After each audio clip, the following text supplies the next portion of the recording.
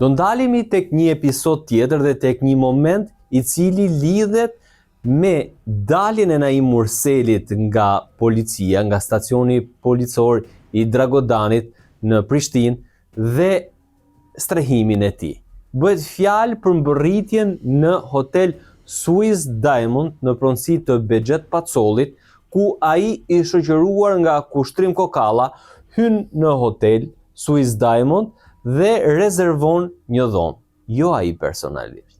Sipas prokurorisë, rezervimin dhe pagesën e dhomës e ka kryer Kushtrim Kokalla, i cili siç e theksuam dhe më lart, është njëkohësisht djali i Dajës dhe djali i hallës së Naim Murselit.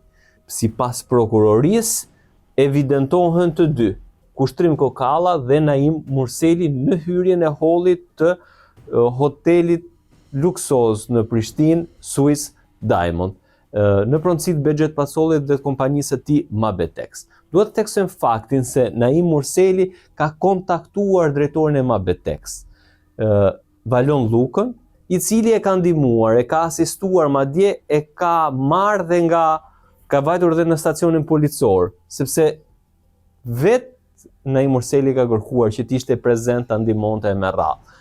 Dhe është pak kontradiktore se në deklaratën e parë Valon Lluka thotë se ka qenë ai që e ka rezervuar dhomën e hotelit, ndërsa sipas prokurorisë është Kushtrim Kokalla, i cili do ta shohim dhe në foton tjetër, duket në recepcion teksa me lek në duar bën pagesën. Është ky momenti ku sipas policisë, sipas grupit hetues dhe sipas prokurores e cila e ka paraqitur në seancën gjyqësore, këtu është Kushtrim Kokalla, recepcionisti, dhe sipas fotos tjetër, kësaj foto, Naim Murseli pret në distancë, ndërsa Kushtrim Kokalla, thot prokuroria, ka bërë një pagesë dhe ka disa para në duar për rezervimin e dhomës së hotelit.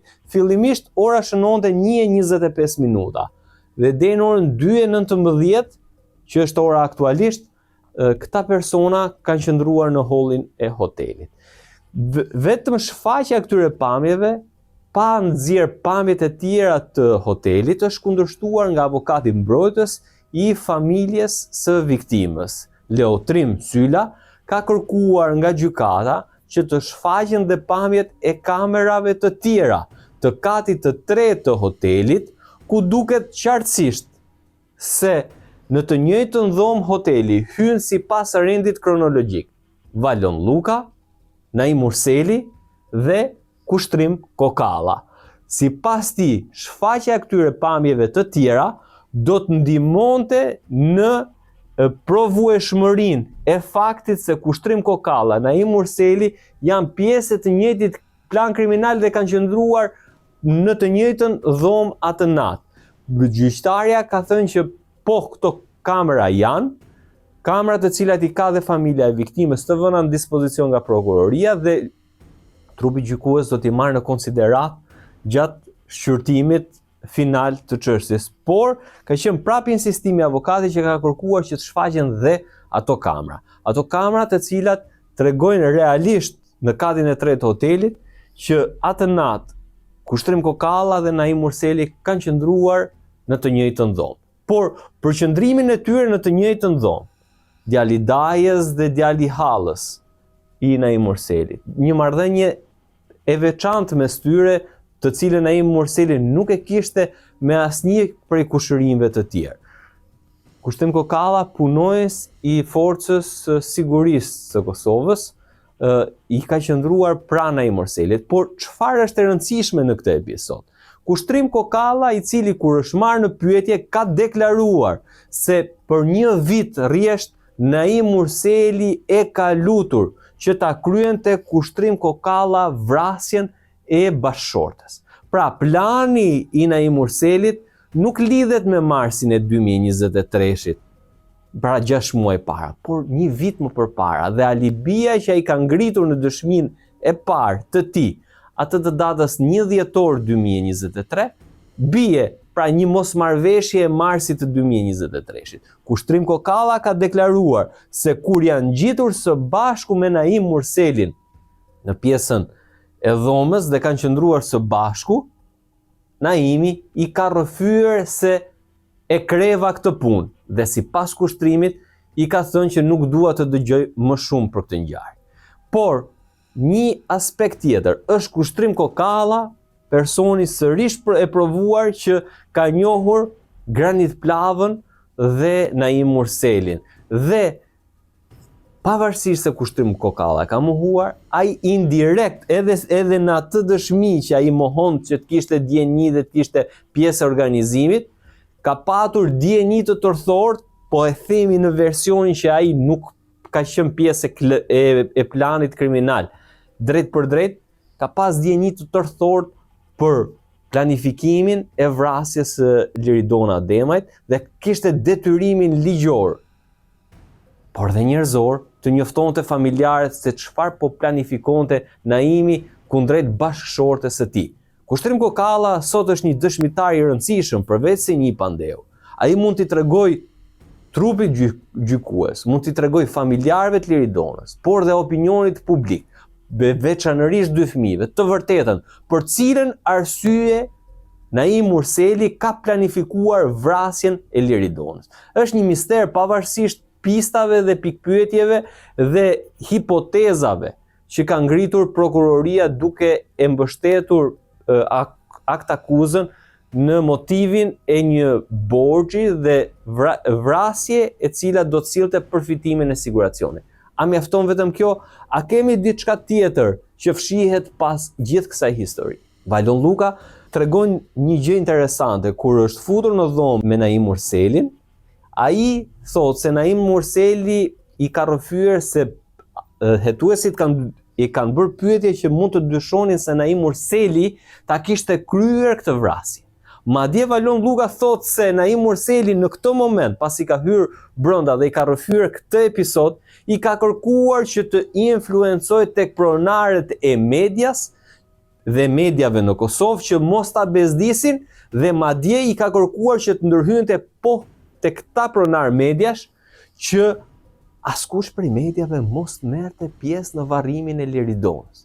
E kuptoni sa i sofistikuar i gjithë plani i Naim Murselit për të menduar për çdo detaj, në mënyrë gjakftohet, herë duke luajtur viktimën e herë duke luajtur personin i cili kontrollon dhe dirigjon edhe mekanizma të ndryshme të shfaqjes përveç asaj hetimore, por edhe të asaj që do të përcillej, gjë që nuk e arriti sigurisht sepse Vajlon Luka nuk e kishte këtë kapacitet, pavarësisht njohjeve në botën mediatike.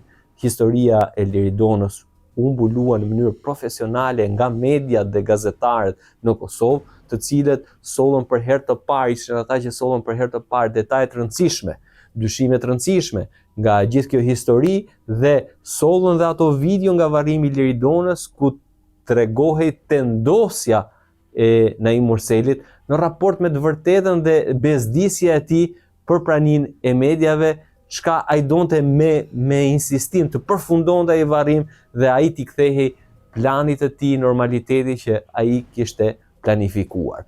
Pra, po kaq e rëndësishme është dhe kjo pjesë. Ne do shpresojmë të sigurojmë ato pamjet të tjera dhe në emisione të tjera të përcjellim dhe pamjet e katit 3 të Swiss Diamond, ku duken të tre që hynë në brendësi të dhomës së hotelit.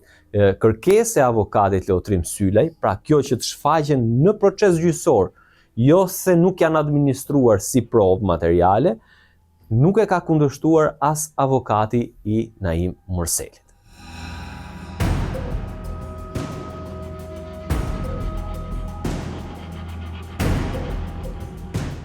Këto janë pamjet e datës 30 nëntor 2023, në mëngjesin pasi kishte ndodhur krimi, ku në oborrin e banesës së tyre, në rezidencën Chelsea Point, është e parkuar vetëm makina Range Rover e Naim Murselit.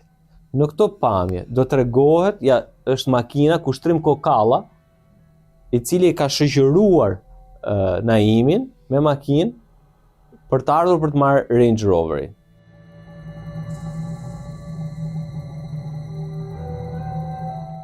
Të gjitha lëvizjet me autorin e ngjarjes si ka bërë me Range Roverin, ndërkohë në momentin final për të humbur gjurmë sipas tij, i ka bërë me BMW-n.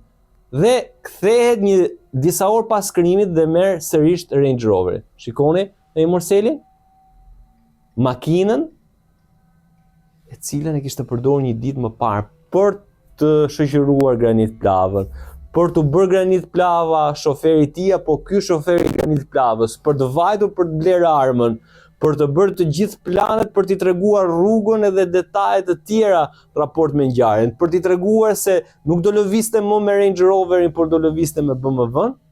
Dhe Naim Morseli gjakftot, sepse ajo që ka treguar ai gjatë këtyre orëve ka bërë dhe rolin e viktimës. Gjakftot kthehet tani me kushëririn e tij. Një marrëdhënie e çuditshme mes Kushtrim Kokallës dhe Naim Morselit, djali Dajës dhe djali Hallës Naim Morselit, një afërsi të cilën Naim Morseli nuk e kishte me asnjë prej personave kushërinjve të tjerë. U fut fillimisht në makinë dhe pastaj Naim Morseli siç e pat futet në shtëpi. Dhe do rikthehet sërish në automjet. Pra janë këto kamerat e sigurisë. E pat rikthehet sërish në automjetin e tij Naim Morseli. Hyn në automjet dhe largohet nga banesa e tij. Një banesë e cila ka qenë në ndërtim e sipër, sepse ka qenë një rezidencë e cila ndërtohej hap pas hapi në të gjitha pjesët përbërëse të gjithë rezidencës. Dhe këtu në mëngjesin e datës 29 ne kemi parë, ose do t'ja u përcjellim, pamjet e kamerave të sigurisë ku duket Liridona, e cila vjen me 2 fëmijët dhe punonjës të cilët kryenin punime këtu dhe kthehet nga fshati Rajc, ku kishte qëndruar për 3 ditë tek prindërit e saj, fshati Rajc i Gjakovës, dhe ajo kthehet në Prishtinë. Janë shumë detaje nga kjo histori, të cilat do duhet të mbahen në vëmendje dhe në konsiderat dhe për t'u prezantuar për opinionin publik.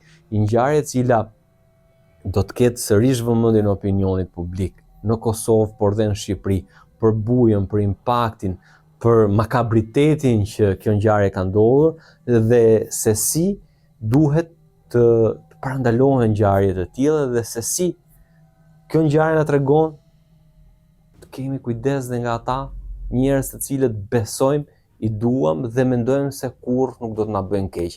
Por njerëz si Naim Morseli janë të pranishëm në shoqërinë tonë dhe tregojnë se nuk kanë asnjë lloj kufiri emocional, njerëzor, familjar, bashkëshortor për të planifikuar dhe për të kryer një krim të tillë.